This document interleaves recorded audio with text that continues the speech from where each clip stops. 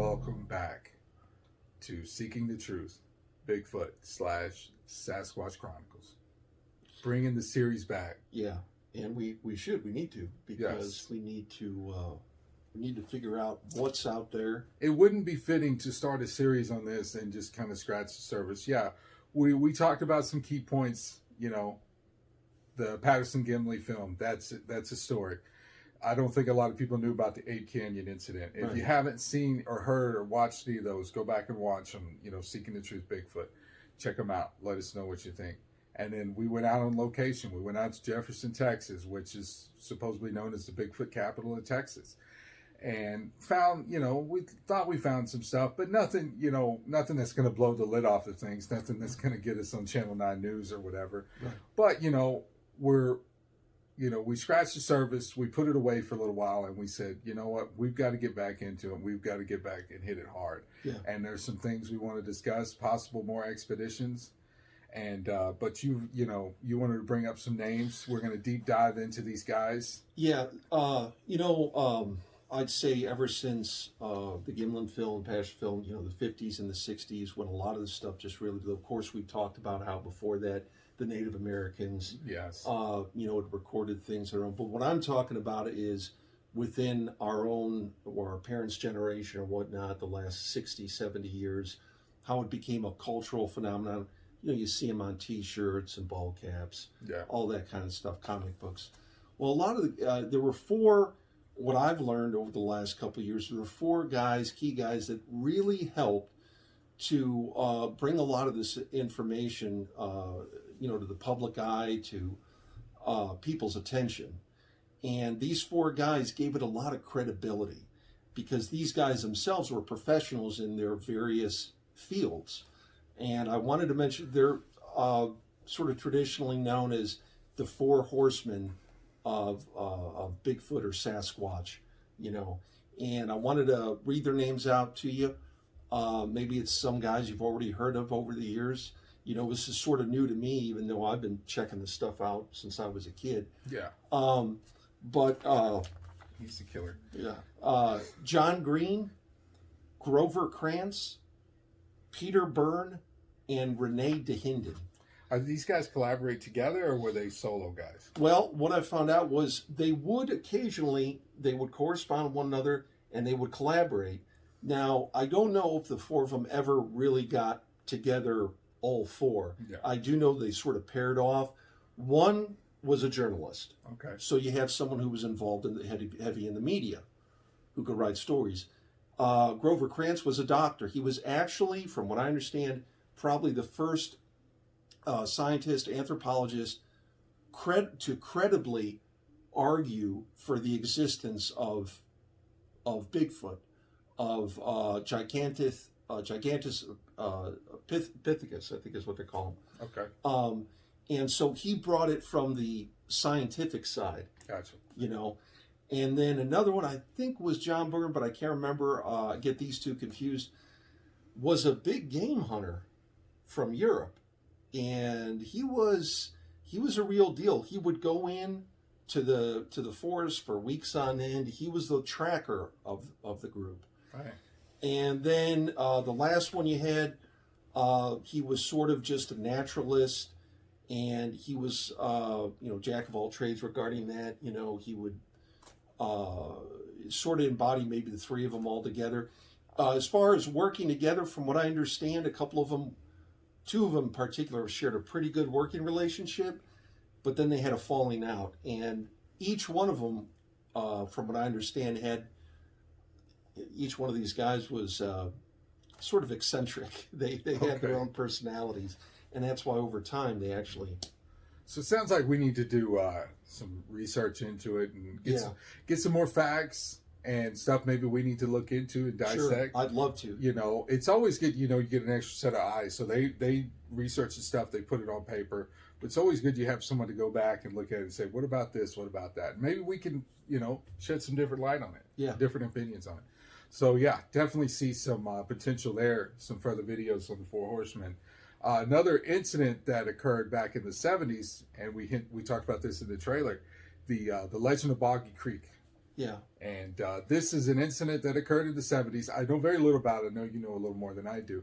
They actually did a movie on this. And, you know, movies, especially back in the 70s. But this was an actual incident about a creature, Bigfoot type creature, that terrorized this city for a long time in the 70s. Yes. A long time.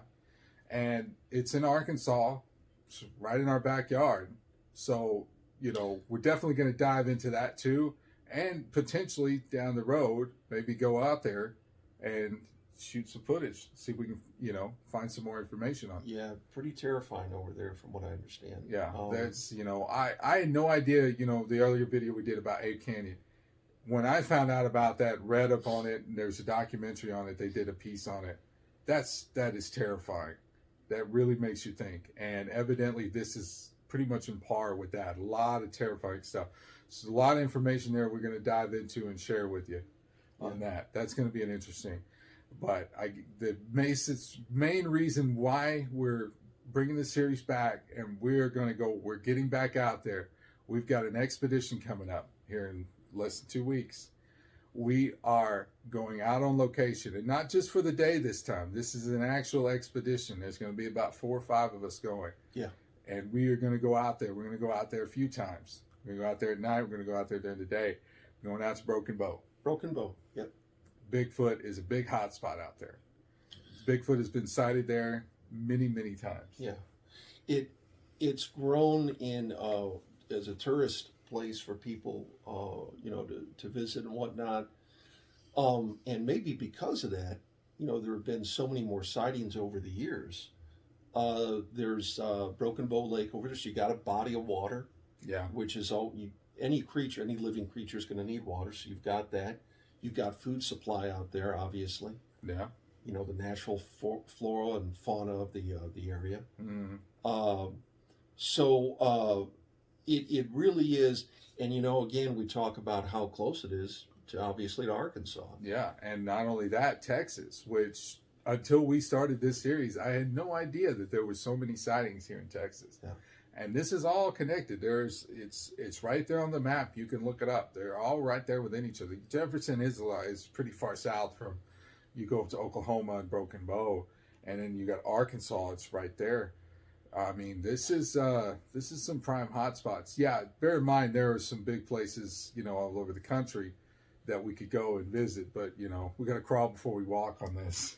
Right, and we're going to go in there probably a little more prepared than we were. Yes. Maybe going to Jefferson. We'd never been to Jefferson. We just got on the trail and we hiked about as far as we could all take it. Right. Got as far as we could. Found, like I said again, found some interesting stuff.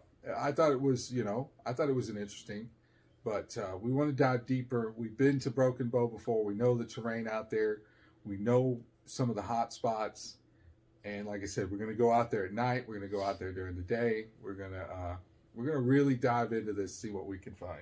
Yeah, I mean, the whole idea is to find some tangible evidence, and or two guys from Texas are going to find the mystery of the Bigfoot, and or have a sighting. Maybe set eyes on what this creature is. Yeah. You know, I don't know about lock eyes with it. That would be sort of creepy, but I ain't locking eyes with nothing. Yeah, I'm getting out of there. If he locks eyes with me, I'm out. I mean, you know, even if something is about our height, just a little bit taller, but you're still talking about a creature who, we're not just talking height, we're talking girth. You're talking about that you don't know what he's going to do. There are reports that he'll just grab you, take you to wherever he stays in the cave, and just want to leave you there. You know, what does he intend to do? I don't know, but there's been reports of hikers that have woken up and they're basically being carried. Yeah. And this guy said they dropped him in a cave and he could see what was like a family. And he was there for 2 or 3 days till he finally, you know, they left or they were asleep or something. And he got the hell out of there. But you know, the good thing about that is you're talking firsthand experience. So what better way? So I'll give you the camera and you go do what you need to do. I mean, think about it. You know, you might imagine if you had portable device like. Dude, I'm not. Look, I agreed. Like when we started the series, I didn't even want to go out there to see this thing. Right. Now I've agreed to take a deeper dive into this and go out there and look for them. I'm not going to meet and shake hands with the guy. No, I'm not talking about shaking him, but I'm talking about setting up some kind of line of communication. We'll see. We'll see. We'll see. That's if that right. thing starts growling, that to me is a sign that says, get the hell away from me. My hope is to make first contact. All right. Well, until then, look out, because the next episode will be on location. Like I said, we got everything is planned and booked. We got 4 or 5 guys going with us. Or we're gonna go out there a little more prepared this time. So yeah, definitely. And then obviously look out, because the series is back. We're gonna do more. We're gonna dive deeper into this. Look for more answers. So join us, and we'll see you in the next one.